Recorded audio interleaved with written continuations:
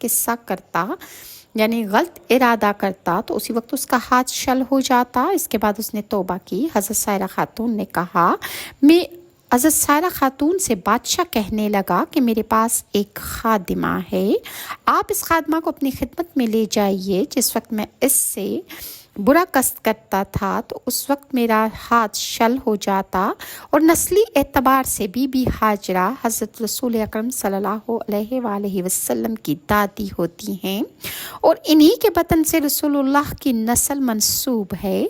بس حضرت ابراہیم نے شہر مذکورہ میں قیام کیا، عمارتیں بنوائیں، اور بعض روایات میں یہ بھی ہے کہ ایک شخص سام بن نوح کی اولاد میں سے حضرت خلیل اللہ کے زمانے تک زندہ رہا، چنانچہ انہوں نے بھی حضرت ابراہیم علیہ السلام خلیل اللہ کے ساتھ مل کر ملک کو آباد کیا اور بہت کثیر تعداد میں لوگوں کو شرعی احکامات بتائے۔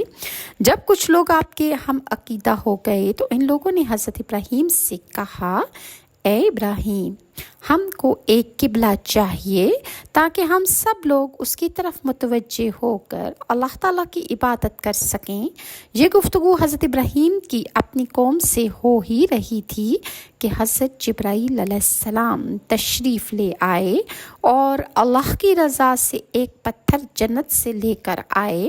حضرت جبرائیل نے وہ پتھر جہاں بیت المقدس ہے وہاں رکھ دیا اور کہا، اے ابراہیم۔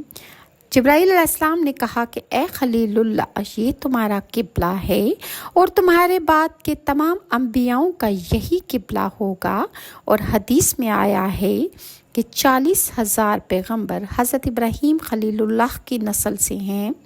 ان سب انبیاء میں سے پہلے حضرت اسماعیل اور سب سے آخر میں پیغمبر آخر الزمان حضرت محمد صلی اللہ علیہ وآلہ وسلم ہیں۔